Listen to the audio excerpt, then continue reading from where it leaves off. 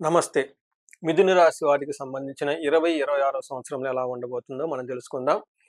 జనరల్‌గా 25తో కంపేర్ చేస్తే 2026లో 2026 ఆ ఇయర్ గనుక మనం చూసుకుంటే ఓవరాల్‌గా ప్రతి ఒక్కళ్ళకి కొత్త కొత్త అపార్చునిటీస్ వచ్చే అవకాశం చాలా ఎక్కువగా ఉంటుంది. కొత్త ప్రాజెక్టులు రావటం, కొత్తగా ఉద్యోగాలు చేరటము, కొత్త అవకాశాలొచ్చి లైఫ్ అనేది ప్రతి ఒక్కళ్ళకి ఒక స్టెప్ ముందుకెళ్ళే అవకాశం ఈ 2026లో ప్రతి ఒక్కళ్ళకి ఉంటుంది.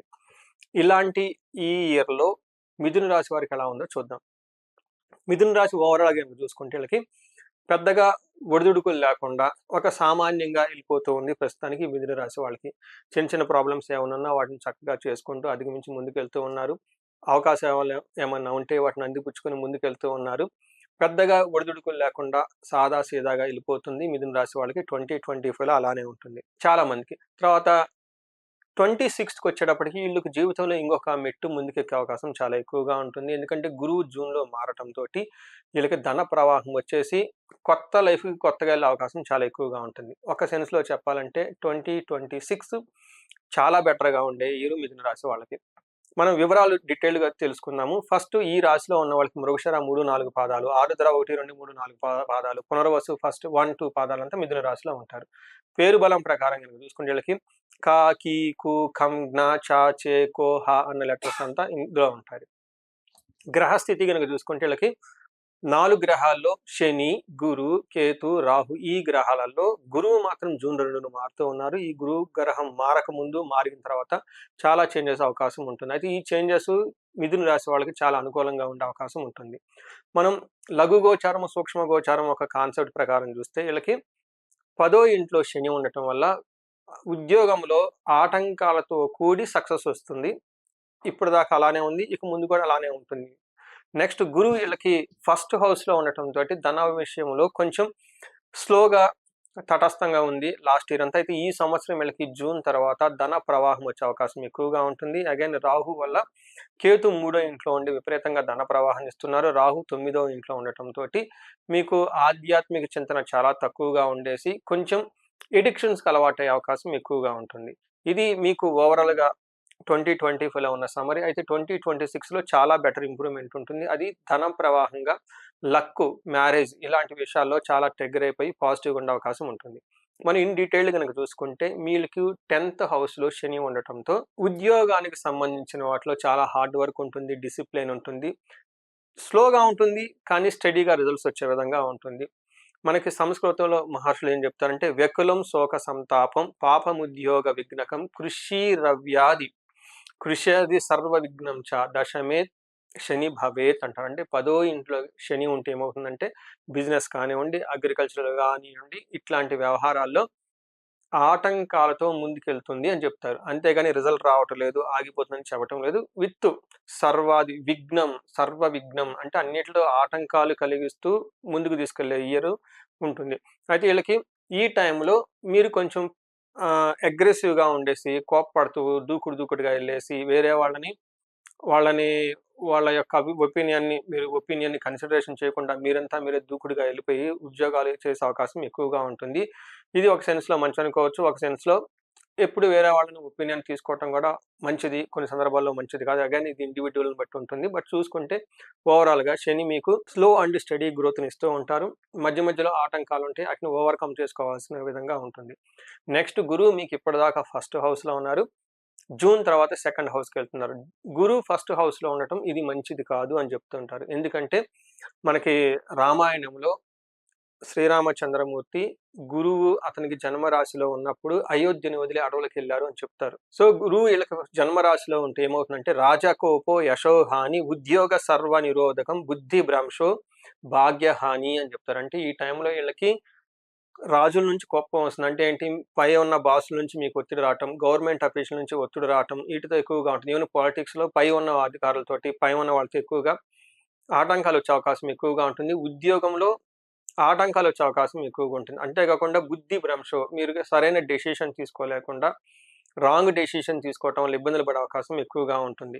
ఇదంతా మీకు గురువు జన్మ రాశిలో ఉండటం వల్ల జరుగుతూ ఉంటుంది. అయితే సిట్యుయేషన్ తర్వాత వచ్చేటప్పటికి మారుతుంది. వీళ్ళకి జూన్ తర్వాత గురువు రెండో ఇంట్లో ఉండటంతో ఏం జరుగుతుంది అంటే, మనకి సంస్కృతంలో మహర్షులు ఏం చెప్తారంటే, మనస్సౌఖ్యం యశో వృద్ధి సౌభాగ్యం ధనాగమః ధర్మ వ్యయం మనస్సౌఖ్యం ద్వితీయ స్థానగే గురువు అంటారు. ఈ టైంలో గురువు ఉండటం వల్ల జూన్ తర్వాత మనసులో చాలా హ్యాపీగా ఉంటుంది. వంశం వృద్ధి చెందుతుంటుంది. పిల్లలు గానే అవకాశం ఎక్కువగా ఉంటుంది. లేదా పిల్లలకు సంతానానికి సంబంధించిన వాటిలో చాలా గ్రోత్ ఉండే అవకాశం ఎక్కువగా ఉంటుంది. ధనాగమనం, ధన ప్రవాహం వస్తుంది. ధర్మ వ్యయం, డబ్బుల్ని ధర్మాల గురించి మంచి మంచి కార్యక్రమాలు చేయడానికి ఎక్కువ ఖర్చు పెడుతూ ఉంటారు. ఓవరాల్‌గా సౌఖ్యంగా ఉండే టైము ఈ టైం. అంటే మీకు జూన్ తర్వాత చాలా చక్కగా కలిసొస్తుందని చెప్పుకోవచ్చు. అయితే 9వ ఇంట్లో మీకు రాహు ఉండటంతోటి ఇది మీకు సపోర్టింగ్ ఇచ్చే ఏదైతే ఉంటుందో రిసోర్సెస్ అవన్నీ మీకు దూరమయ్యే అవకాశం ఉంటుంది. వాటి నుంచి సరైన సపోర్ట్ మీకు రాదు అని మనకి శాస్త్రాల్లో వివరించబడింది.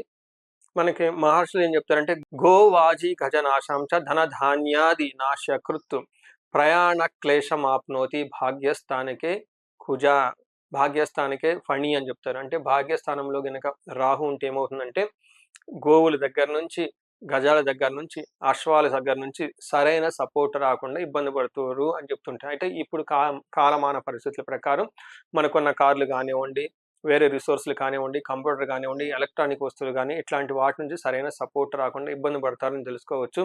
అంతేకాకుండా దూర ప్రయాణాలు చేస్తే అందులో ఆటంకాలు వచ్చేస్తాయని చెప్పుకోవాలి. అయితే ఫారిన్ ఎళ్ళాలి అనుకున్న వాళ్ళకి ఇది చాలా మంచి టైం అని చెప్పుకోవచ్చు. ఈ టైంలో ధనధాన్య నాశనాధికృత్ అంటే సరైన ప్రాఫిట్స్ రాకుండా ఇబ్బంది పడే అవకాశం ఎక్కువగా ఉంటుందని చెప్పొచ్చు.